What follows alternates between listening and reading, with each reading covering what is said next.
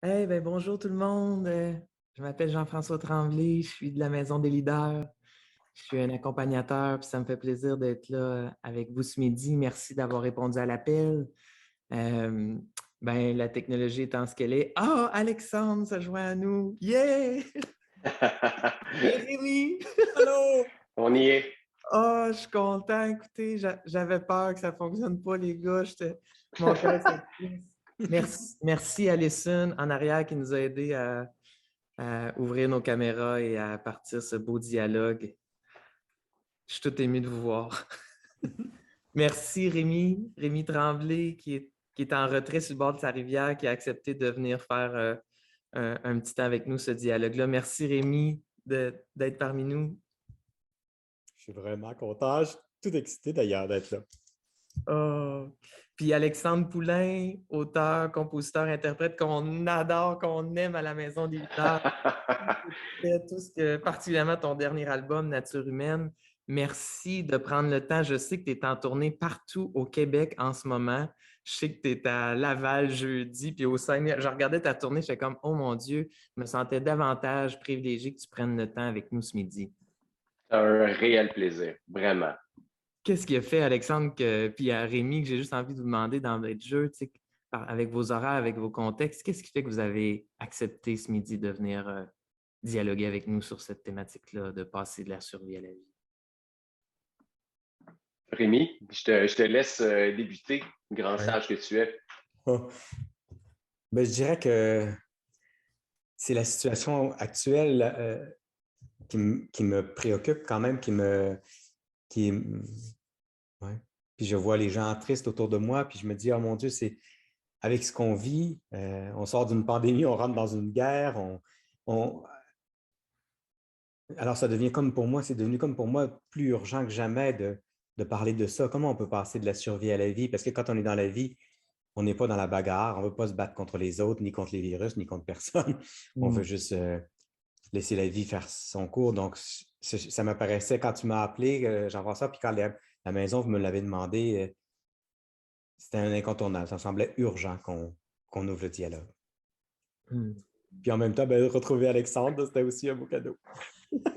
Ouais, c'est un peu ça pour moi aussi. Je vais avouer que ce qu'on a vécu ensemble à travers le tournage de ces capsules-là aussi, moi, ça m'a beaucoup apporté, ça m'a fait réfléchir. Puis pour moi, c'était une continuité de tout ça déjà.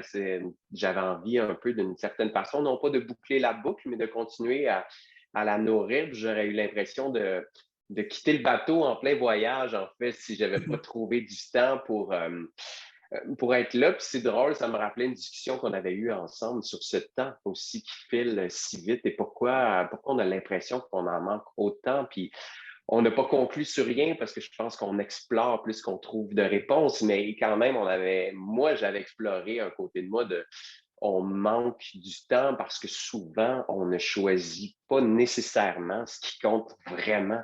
Hmm. Donc, ça, pour moi, c'était important pour moi d'être là. Puis j'ai l'impression que moi, du temps, j'en ai pas tout le temps, mais souvent pour ce qui compte. Puis des fois, ben, ça implique de faire un peu de ménage dans notre horaire. Mais Jean-François, tu l'as vu dans ma réponse. Pour moi, il n'était pas question que je manque ça. Il fallait juste qu'on trouve le bon moment puis que je dépoussière deux, trois affaires inutiles dans mon horaire pour être là. Puis c'est sûr, comme Rémi l'a dit, pour rebondir sur ce que tu as dit, bien sûr, tout ce qui se passe dans le monde, ça me frappe, moi, tu sais, on parle de passer de la survie à la vie, alors qu'en ce moment, il y a des gens probablement qui passent de la vie à la survie.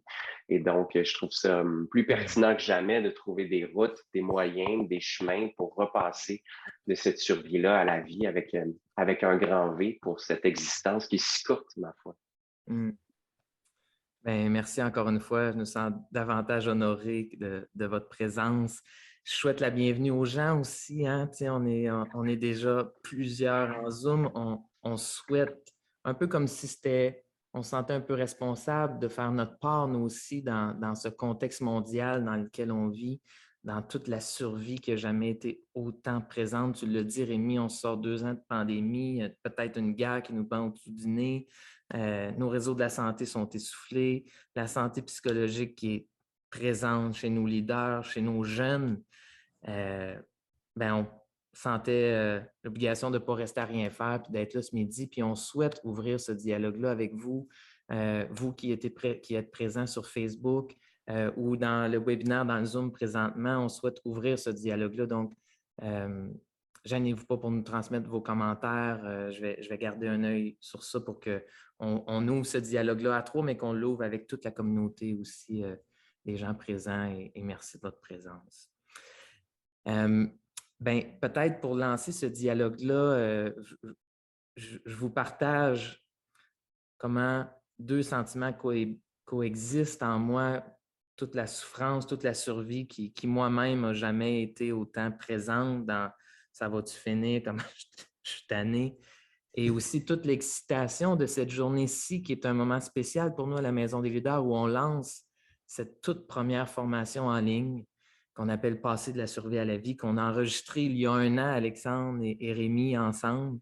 Et il y a 1 an, jamais on se douterait qu'on lancerait ça dans ce contexte mondial-là aujourd'hui. Donc, il y a ça qui coexiste en nous, mais c'est peut-être une occasion de faire notre part, comme je disais tout à l'heure. Fait que peut-être que, Rémi, peut-être que j'aurais envie d'ouvrir le dialogue sur, et à vous tous, ça veut dire quoi, en fait, passer de la survie à la vie?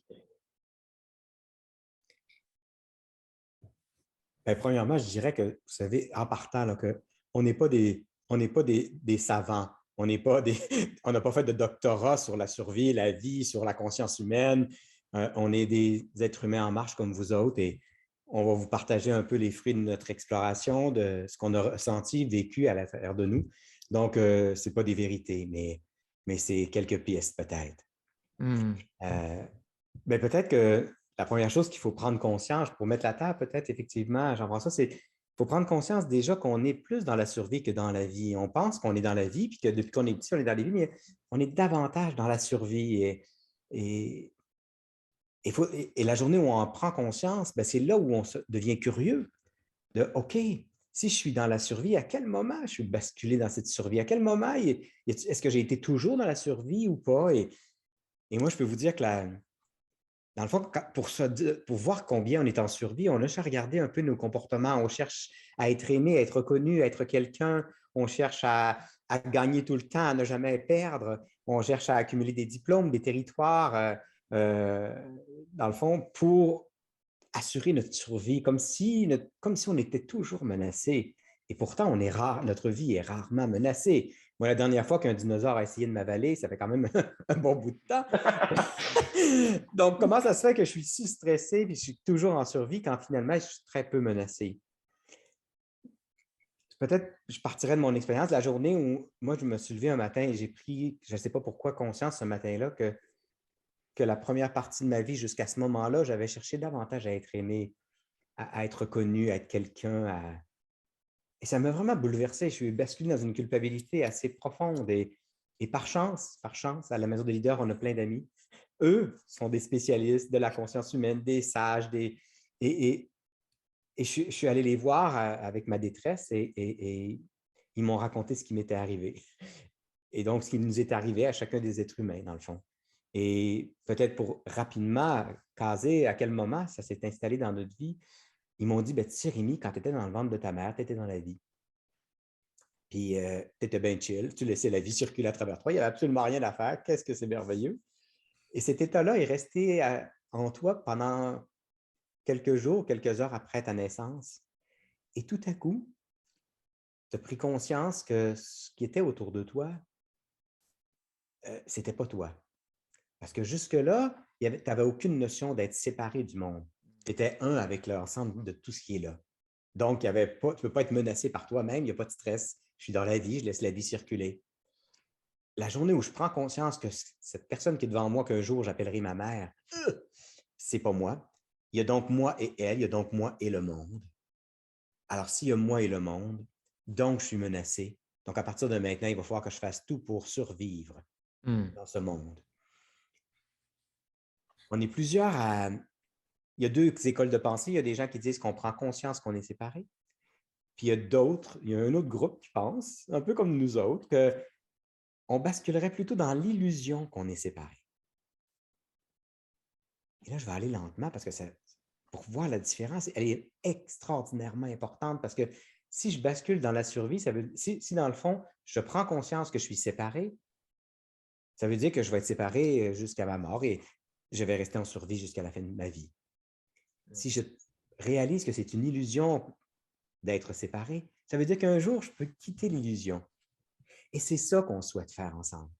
C'est pouvoir ensemble réfléchir, faire ressentir, faire l'expérience pour tout d'un coup prendre conscience de cette illusion et rebasculer à nouveau dans la vie. Et quand on est dans la vie, ben, on est chill. On laisse la vie circuler à travers nous. Il n'y a plus rien à perdre, rien à gagner. Parce qu'on a toujours l'impression qu'il faut tellement en faire pour se protéger, pour se battre, pour gagner, même je dirais, pour mériter son existence. Mais on n'a rien à mériter et rien à faire. Alors, juste pour terminer, peut-être sur la mise en contexte, c'est la journée où je bascule dans cette illusion que je suis séparé, qu'il y a moi et le monde, tout à coup, je me dis, oh mon Dieu, je comprends assez vite que pour survivre en ce monde, il faut qu'on m'aime. Alors, vite, je tombe dans le besoin d'être aimé, d'être reconnu, d'être quelqu'un. Je veux exister. Et là, je vais développer un personnage le plus solide possible, le personnage que je crois qui va être le plus utile pour ma survie. Et là, je passe de l'instinct de survie qui est utile, hein? Parce que si je ne regarde pas quand je traverse la rue, je peux me faire frapper. Donc, cet instinct de survie qui est là pour prendre soin de la vie, a finalement la peur que mon ego a de disparaître. Et cette espèce de survie de l'ego qui nous pollue la vie et qui empoisonne la vie. Alors, les chercheurs nous disent qu'il y aurait peut-être juste 15% des êtres humains qui, tout d'un coup, prennent conscience de l'illusion avant de partir. Alors nous, on voudrait augmenter ce pourcentage-là parce que la journée où on est dans la vie, ben, on n'est plus dans se battre. La compétition n'existe plus. Il n'y a plus moi et l'autre. Je suis toi, tu es moi, on est un. Et tous les soucis qu'on voit dans le monde ne peuvent plus exister. Alors, je ne sais pas si c'est clair. Ben, ça résonne beaucoup pour moi. Je ne sais pas comment ça résonne pour toi, Alexandre, mais ça me fait prendre conscience, Rémi, comment l'illusion peut être forte parfois, comment on peut y croire, comment on peut s'accrocher à cette illusion-là, qu'on est faussement menacé, dans le fond. Quand on y pense, c'est dans le moment présent ici, OK, tout va bien, mais si je pars dans mes scénarios, dans mon histoire, je peux y croire fort, fort, fort. Fait que j'ai envie juste de bondir sur une question qui a été déposée sur, mais ce déclic-là que tu parles, ce basculement-là de faire fondre l'illusion, comment on peut y arriver? Comment on peut faire en sorte qu'on le vit pour soi-même? Je ne sais pas, Alexandre, si tu viens une intuition. C'est une grande question. Jean-François, je pense que c'est la clé, en fait. C'est ça, puis je ne sais pas, Rémi, tu sauras me guider là-dedans, mais je pense que ce déclic-là, il est personnel à chacun, probablement. C'est pas tout le monde qui a le même, qui vit la même expérience, qui va faire en sorte que, aïe, le déclic, toi, Rémi, t'es arrivé de ce que j'en comprends, presque du jour au lendemain. Ce que j'ai aimé, moi, de ce qu'on a vécu ensemble, c'est que je trouve que c'est, comment je te dirais ça, c'est des petits ateliers de serrurier, en fait. Tu façonnes ta clé un peu plus chaque jour pour, ah ouais, OK, c'est ça, tu sais. Puis moi, je réagis fort à ce besoin d'être aimé là, tu sais, Rémi, que tu soulignes, qui est en grande partie, je pense, cette espèce de probablement d'illusion-là qu'on construit. Parce qu'on on sera jamais. Moi, je parle, mais je peux dire n'importe quoi. Je tiens à le préciser parce que je trouve ça important de pas de préciser que je pense pas que j'ai la vérité sur rien, jamais. Tu sais, des fois, je trouve ma vérité à moi, puis même celle-là, elle existe un pan de vie, puis après, elle change. Tu sais. Fait que je veux que ce soit bien clair avant de m'exprimer, sinon j'avance sur des œufs, mais il reste que le piège, je pense que c'est ça, parce que plus tu es toi-même, plus tu es aimé, je pense, parce que les gens aime le vrai, l'authenticité, le contact humain, franc, cette lumière-là que tu as qui est camouflée par celui que tu penses que tu dois être pour plaire au plus de gens possible. Puis c'est paradoxal aussi parce que mon métier, c'est un peu ça aussi. Tu sais. Moi, si personne aime ce que je fais ou même, moi, il faut que je change de job. Tu sais. Puis ça a été un combat longtemps dans ma vie aussi. Puis ça l'est encore, ce sera toujours, mais d'arriver à faire de la musique qui me plaît à moi-même avant tout. Plutôt que d'essayer de plaire aux autres, parce que les autres, tu ne les connais pas tant que ça. Puis tu essaies de plaire à l'image qu'ils ont construite d'eux-mêmes aussi, tu sais. Fait que moi, ça me parle beaucoup ça. Moi, j'appelle ça en fait un faux combat d'essayer d'être aimé. Tu ne peux pas plaire à tout le monde. C'est impossible. Et je pense que le défi, c'est de te plaire à toi-même avant tout. Tu sais. Puis quand tu arrives à ça, ben déjà, tu viens de faire une petite entaille sur ta clé supplémentaire pour la rentrée dans cette serrure qui est cette immense porte-là de te dépoussiérer, de poids mais encore aujourd'hui, mais qu'est-ce que les gens vont penser? Que ce soit les voisins, les amis, tes amis, je ouvre une parenthèse qui est vraiment ridicule, mais qui me parle, moi. Moi, je suis un fan de tatouage dans la vie. J'aime ça. Je trouve ça beau. Il y a 10 ans, je regardais les gens qui étaient tatoués, puis je les enviais, puis je me disais, hey boy, moi, je ne ferai jamais ça. Plus que 10 ans, parce que ça fait plus longtemps que j'en ai, mais il reste que au fil du temps, j'ai fini par me dire, mais pourquoi tu tripes de même, tu ne le fais pas? Ben, c'est le regard des autres. C'est ça. Je sais qu'au prorata, il y a bien plus de gens qui trouvent ça laid ou qui s'envoient un message de c'est un bandit, c'est un ci, c'est un ça, c'est un pas propre. Et finalement, de me dire, OK, puis et si ça ne plaisait pas à la majorité? Et alors? Tu comprends? Et pour moi, toute cette démarche autour de mes tatouages vient de me libérer de ce que les gens vont en penser, alors que je sais pertinemment que le trois quarts des gens doivent se dire oh mon Dieu, il serait bien plus beau, pas de tatouage, whatever. Tu sais. Puis finalement, je me suis dit, hey, c'est ma vie, c'est mes affaires, c'est de me libérer petit à petit du poids du regard des autres qui, au bout de la vie, quand tu arrives à la toute fin, moi, j'ai perdu mon père il y a quelques mois. Tout ce monde-là n'était pas autour de son lit pour lui dire hey, j'ai pensé ça de toi, j'ai guégué. Ce monde-là, il s'en fout puis il s'en sac. À la fin, là, il y a ceux que tu as aimés pour vrai qui sont là, puis tout ce que tu as porté comme poids de ce que les autres allaient penser de toi, tu y penses plus. Tu sais. Puis mon père a basculé de la survie à la vie à la fin où il n'y avait plus rien. Tu comprends? Son ego s'est débattu devant moi puis mon frère, puis qui nous a dit hey les gars, reprochez-moi des choses. Dites-moi qu'est-ce que j'ai manqué, libérez-vous les gars, tu sais, j'ai besoin d'entendre ça, tu sais, avant de partir. Puis ça a été une semaine, il est parti avec l'aide médicale à mourir, puis mon père avait toute sa tête, tu sais, il était pas, tu sais, je veux dire, le matin où il est parti, il était encore assis dans son lazy-boy, là, tu sais, c'est pas, puis il s'est levé, s'est étendu avant qu'il arrive avec les seringues finales, mais la semaine qui précède, comme il était tout là, de voir cet ego-là se déconstruire juste pour être dans l'amour pur, l'accueil, puis ça, là, moi, ça m'a choqué dans le bon sens du terme, tu sais, de faire « wow, OK, là, il est dans la vie, il y a juste ça, il y a juste ça, tu sais. » Fait que moi, il y a eu un déclic là, moi, un de mes grands déclics qui est là, tu sais.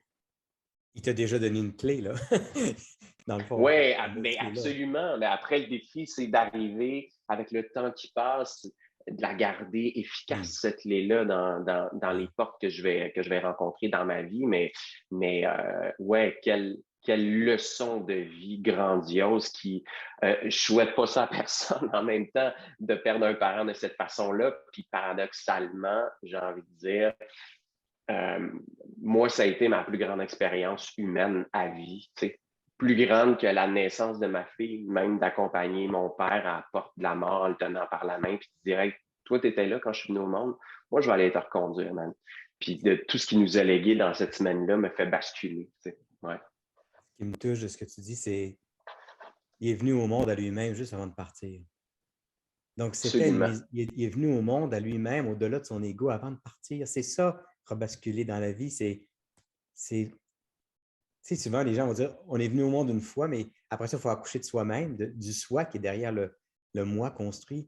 Alors, imagine, pour toi, c'était un spectacle, tu étais là à son baptême, au plus important des baptêmes, qui est celui de revenir au monde à lui-même. Jérémie, il était tellement bien que 2 jours avant de mourir, il m'a dit, je ne pourrais pas le dire à grand monde, il m'a dit, Alex, si un médecin rentrait ici aujourd'hui et il me disait, Monsieur Poulain, on s'est trompé, vous pouvez guérir, on a tout, c'est juste ça. Il dit, je ne suis pas ça que je voudrais. Wow. C'est te dire à quel point, puis il était jeune, mon père, puis il s'est battu, là, c'est un titan. Mais à la fin, quand il a basculé dans la vie, dans l'accueil, tout ça, il se sentait tellement rempli de quelque chose qu'il n'avait jamais connu qu'il était prêt. Il était prêt, rendu là. T'sais. Moi, ça m'a bouleversé aussi de faire wow, je peux-tu me libérer de ça avant d'être dans l'antichambre de la mort? Je peux-tu, à mon âge, arriver à ça? Puis je trouvais que ça connectait beaucoup avec tout ce qu'on s'était dit. T'sais.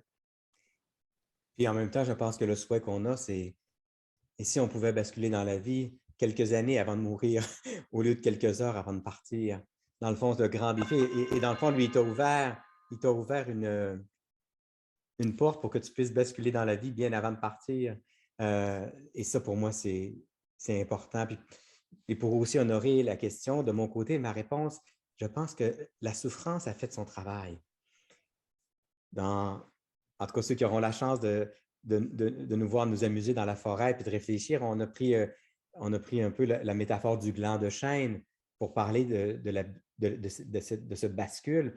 On dit qu'à un moment donné, le gland de chêne, il laisse tout d'un coup, il y a une petite fêlure qui se fait.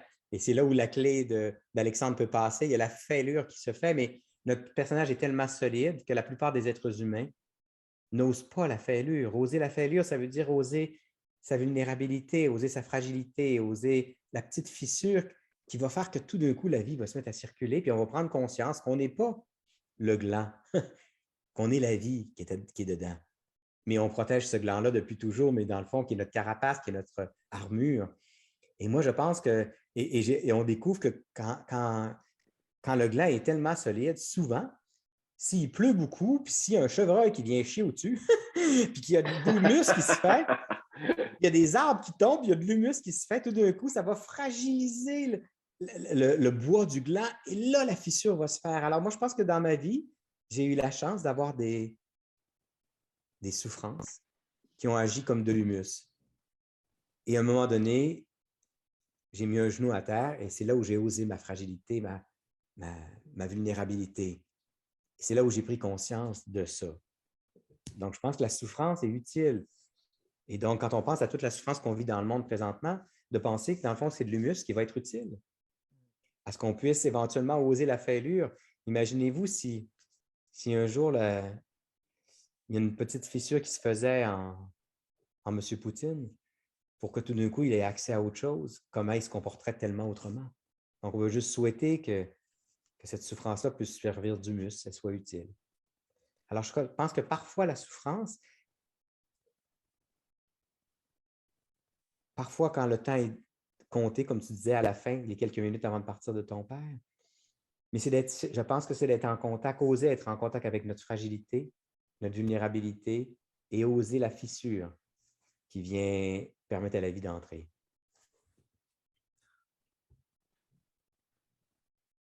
Merci, Alexandre. Je veux juste partager comment les gens ont été touchés par ton histoire, c'est tellement un exemple flagrant de comment on peut passer de la survie à la vie. Puis comme tu dis, Rémi, c'est un cadeau de pouvoir vivre ça dans ce passage sur Terre. C'est pas tous les êtres humains qui ont la chance de vivre ce passage-là. Je suis vraiment heureux que ton père y ait goûté quelques temps avant de partir. Merci du partage. J'ai envie, Alexandre, Rémi, si vous me permettez, vous parler beaucoup des moments que vous avez vécus ensemble, les capsules vidéo. Peut-être que je nous inviterais on a préparé une petite vidéo d'1 minute pour se remémorer ce tournage que vous avez fait, ce qu'on a fait ensemble tous les trois il y a 1 an, pour en finir avec une expérience virtuelle qui a été un défi en soi parce que notre désir, c'était comme tu l'as si bien dit, Alexandre, d'amener peut-être un petit trousseau de clés ici et là dans 4 moments de ralentissement ensemble sur comment on pourrait basculer de la survie à la vie. Fait que si vous voulez, je je nous partagerais ce petit moment. Ah, ça va être bon de se ensemble. retrouver en forêt.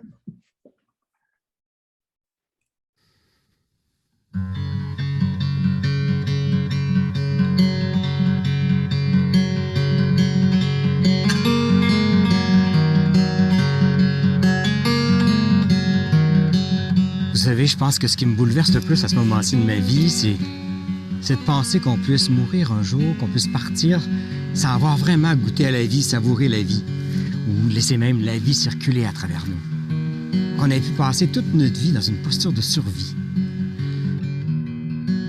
Ben, c'est ce qui nous bouleverse aussi à la Maison des leaders. Alors là, on vous a concocté 4 moments de ralentissement pour qu'ensemble, dans la nature, avec la musique, entre amis, on puisse explorer comment on peut passer de la survie à la vie.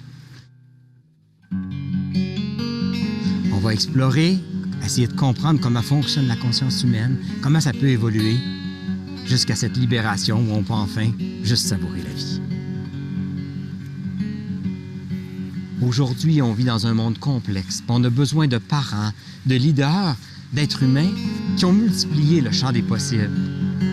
On a besoin que vous, le monde a besoin que moi aussi, j'ai plus de possibles pour mieux servir les gens autour de moi, puis mieux servir dans la vie.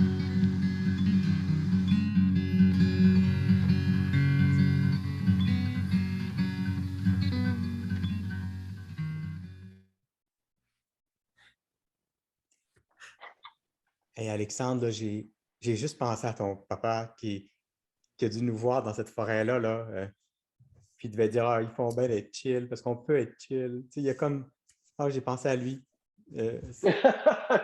Ben, tu sais quoi? Ça aurait été son genre d'être là. Vraiment. Ouais. Il aurait été fier, en tout cas, parce que moi, j'ai eu la chance d'être témoin de vos dialogues, de ces moments de ralentissement qu'on s'est offert pour explorer la conscience humaine. Puis moi, j'ai été touché, Alexandre, quand tu as parlé de clés et de déclic, parce que, ben, moi, Rémi, tu le sais, la première fois que je t'ai entendu enseigner ces enseignements-là, moi, ça a été un de mes déclics à moi qui m'a fait quitter l'illusion. Puis j'ai longtemps porté le désir, puis aujourd'hui, c'est notre lancement, puis de dire, ben comment ça qu'on n'est pas plus d'êtres humains à entendre cette clé-là pour vivre le déclic, puis la magie qu'Alexandre t'a apporté aussi dans faire vivre ce que Rémi nous a partagé par tes chansons. On l'a vu dans la vidéo aussi, c'est quand même assez exceptionnel de penser que, puis c'est ce qu'on aime à la Maison des leaders, hein, c'est pour ça on aime travailler avec des artistes, des philosophes, des sages, comme quoi juste une image, un poème, une mélodie peut nous toucher autant que des mots. C'est fou de voir comment l'union que vous avez eue tous les deux ensemble entre Rémi, comment évolue la conscience, puis Alexandre, avec tes chansons, c'est bouleversant de voir ça.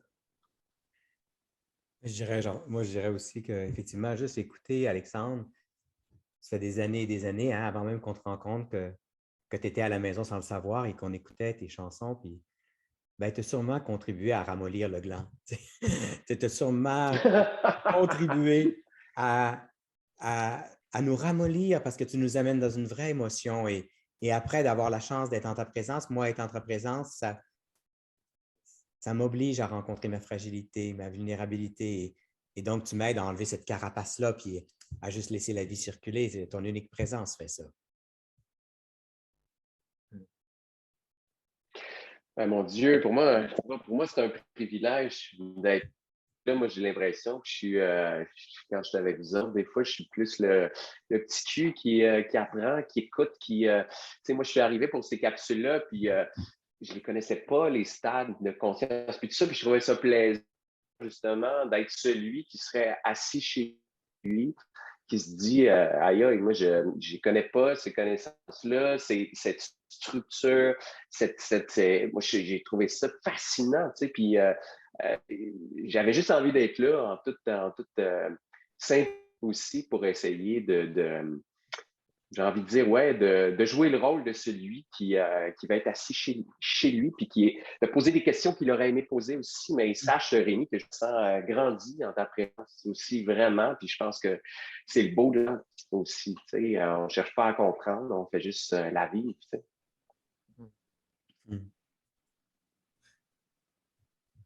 Rémi, dans ces vidéos-là, dans ce qu'Alexandre parle, on parle de les niveaux de conscience de la nature humaine, sur comment évolue la conscience quand on est tout petit jusqu'à notre mort, mais aussi de comment évolue la conscience de l'humanité depuis le début de l'Homo sapiens jusqu'à aujourd'hui. As-tu envie de nous en parler un petit peu plus, peut-être, de cette évolution de la conscience-là? Puis peut-être que... Ouais, qu'est-ce que tu as... Moi, je peux juste dire que ça a été des enseignements qui ont grandement contribué à éveiller ma conscience, de comprendre que ma conscience, comme celle de l'Homo sapiens depuis toujours, a évolué depuis que je suis petit par stade et que c'est seulement arrivé à un certain stade que finalement, il y a cette prise de conscience de cette illusion. Alors, dans le fond, on parle dans cet atelier-là de ces stades, puis on se reconnaît dans les stades, on se reconnaît, on voit qu'on est passé par là, ah oui, c'est vraiment ça, et tout d'un coup, pour qu'on puisse ensemble basculer le plus vite possible dans ce stade qui va nous permettre de rebasculer dans la vie et de sauver probablement l'humanité. Vous savez, notre ami Hubert Reeves, qui a été un de ces gentils amis qui m'a ramassé quand j'étais un peu en détresse, quand j'ai pris conscience de ça, il me dit, tu sais, Rémi, l'Homo sapiens, l'être humain n'a jamais été aussi extraordinaire qu'il est là. Sa conscience n'a jamais été aussi éveillée qu'elle est là, aussi dévoilée. Et ça va continuer. La question, ce n'est pas ça. Donc, on peut avoir confiance, mais la question, c'est plutôt, est-ce que la conscience va continuer à se dévoiler assez rapidement pour sauver l'humanité? Et c'est pour ça qu'à partir de là, c'est devenu urgent tout le travail qu'on fait à la Maison des leaders pour avancer en conscience.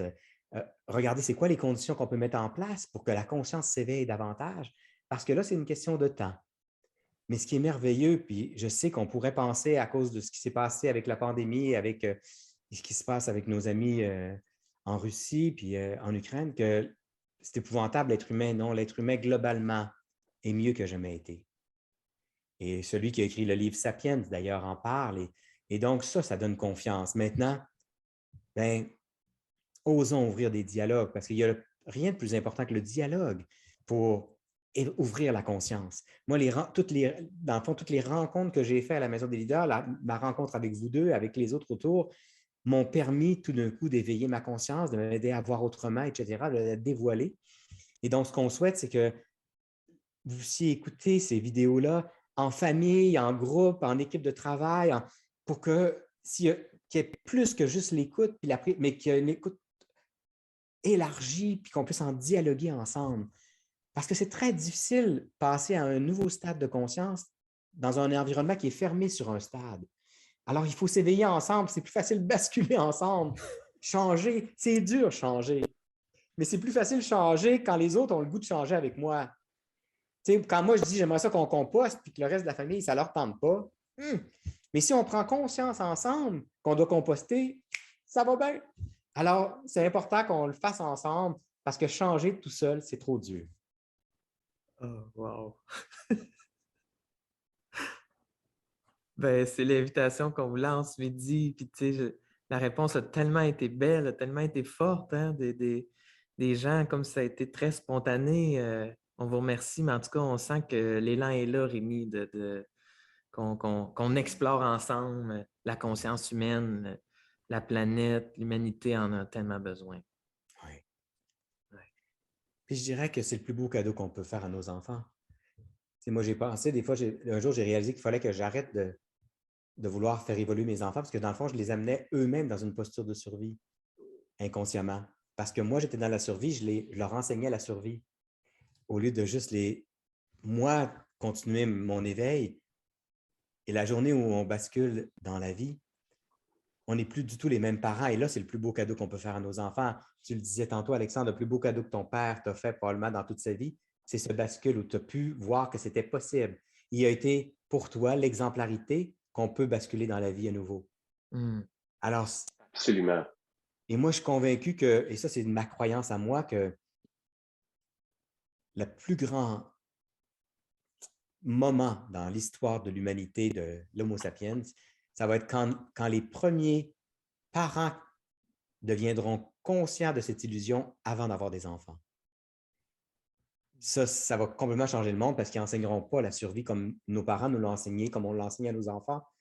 Ils vont être dans la vie, ils n'auront rien à enseigner dans le fond, ils vont juste être chill dans la vie et laisser leurs enfants, laisser la vie circuler à travers leurs enfants. Et ça va être le début d'une nouvelle humanité, selon moi. C'est beau. Qui sait?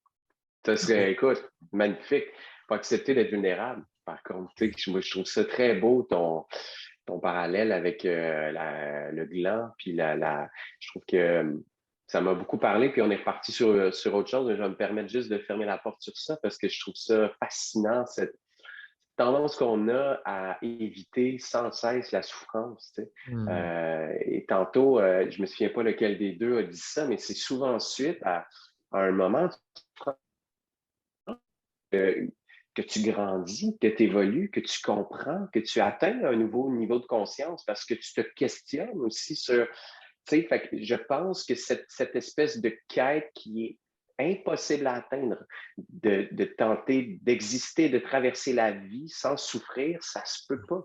Tu vas souffrir et donc, je pense que cette souffrance-là se doit d'être un peu comme tu le disais, là, c'est cette espèce de fiente de chevreuil qui te permet, à travers, c'est une expression de ta mère, en fait, je ne me souviens pas, Rémi, je vais te laisser la dire sur la rose et redis-nous, ça fait tellement sens. Ah, c'est ma grand-mère, quand je lui disais « Ah, c'est de la merde à l'école de ce temps-là », elle me disait « Ah ben c'est merveilleux, c'est justement ce que je mets dans mon jardin pour que ça pousse. » Voilà. Mais c'est quand même ça, tu sais. Donc, je me dis, quelqu'un qui vit aucun challenge dans sa vie, qui n'est pas bouleversé par, oui, des fois des épreuves, des fois c'est du beau aussi, tout fait évoluer, mais oui. il reste que quelqu'un qui viendrait au monde, qui vivrait sur la corde raide comme ça, puis c'est un peu ça qu'on fait, on essaie de ne pas souffrir. C'est pour ça qu'on est en survie, en fait. On se protège avant même que le coup arrive. Alors que parfois, c'est ce coup-là qui te permet de te désaxer de cette illusion que tu avais, puis qui te permet, en tout cas moi, à travers ma vie, les épreuves que j'ai traversées, dont je me serais profondément passé, disons-le, mais je pense que si je n'avais pas vécu ces épreuves-là, je ne serais pas l'humain que je suis aujourd'hui, avec cette conscience qui est plus grande, qui reste à travailler chaque jour. C'est un peu ça. Mais il faut arrêter d'avoir peur de demain, je pense. On est toujours à bâtir cette espèce de carapace pour ce qui va nous arriver demain. Mais je l'ai déjà dit, puis moi, ça m'amuse de le dire, mais c'est la seule chose qui n'arrivera jamais demain. On est toujours aujourd'hui.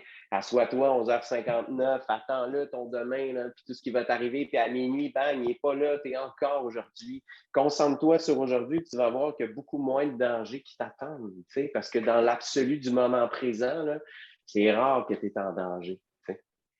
J'adore ça parce que ce chemin-là, dans le fond, qu'on propose, c'est aussi un chemin de liberté. Et pour voir comment les gens sont rendus à des niveaux de conscience plus évolués, on voit qu'ils ont de moins en moins peur. C'est les peurs qu'on laisse aller. Ton père n'avait plus peur, il avait même plus peur de la mort. Donc, ce qui est la peur ultime, dans le fond. Donc, finalement, c'est aussi un voyage merveilleux où on a de moins en moins peur, on est davantage dans la vie. Et pour revenir sur ton idée de la souffrance, nos amis qui ont été les premiers à m'enseigner ça, Marie-Ève Marchand, Mario Caillé, Charles Baron, nos amis de la première heure à la maison, ils m'ont expliqué que une des raisons qui fait qu'on peut passer d'un stade de conscience à l'autre, c'est la souffrance. C'est qu'on n'en peut plus d'être à l'étroit dans un champ de conscience. On a l'impression que ce qu'on a connu jusqu'ici, ça ne va plus du tout. On veut aller ailleurs. On le vit à l'adolescence, on le vit à plusieurs moments dans notre vie et tout d'un coup, c'est souvent la souffrance qui fait qu'on ose. Parce qu'on ne veut pas la tolérer, donc on ose puis on ouvre nos horizons. Alors, vivement cette souffrance, dans le fond, on ne la cherche pas, mais quand elle est là, voyons-la comme de l'humus. Bizarrement, là, les gars, ce matin, je médite très peu depuis un certain temps. Je suis plutôt dans la contemplation de la nature, mais ce matin, j'ai médité parce que j'étais en ville et j'ai ouvert mon petit livre de Thich Nhat Hanh et bizarrement, je suis tombé sur cette phrase où il dit « On juge, on trouve la fleur belle et l'humus dégueulasse. » Tu sais, ça voulait dire ça à peu près. Mais la fleur va devenir humus et l'humus produit la fleur. Et si, quand on voit la fleur, on honore aussi l'humus qui a servi à la fleur et quand on voit l'humus, on voit aussi la fleur. Alors, je pense que dans ce qui se passe à travers le monde, ce qui se passe dans nos vies autour de nous, ce qui se passe en nous, tous les désordres intérieurs qu'on rencontre, parce que quand il y a des désordres extérieurs comme on vit là, moi, ça me fait rencontrer mes propres désordres intérieurs. Et comment voir dans ces désordres-là l'humus et la fleur, les deux.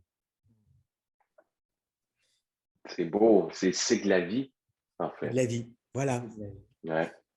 J'ai envie de poursuivre avec l'invitation que vous nous lancez. Moi, ce que j'entends dans ce que vous dites, c'est une des raisons aussi pourquoi on dit qu'à la maison des leaders, la seule chose qu'on fait, en fait, c'est de ralentir un peu. C'est un espace de ralentissement parce que si tout va si vite puis qu'on est tant dans l'action puis dans le tourbillon, c'est peut-être pour ne pas ressentir. Donc, qu'est-ce que vous diriez si on prenait le temps de ralentir puis on est encore des centaines ensemble en ce moment, ce midi, pour ralentir peut-être une petite minute de silence ensemble, tous ensemble, peut-être pour avoir une pensée pour ton père, Alexandre, pour ta mère, Muguette aussi, que j'ai vu apparaître, et pour tous ces gens qui sont dans la souffrance, dans la survie sur cette terre en ce moment.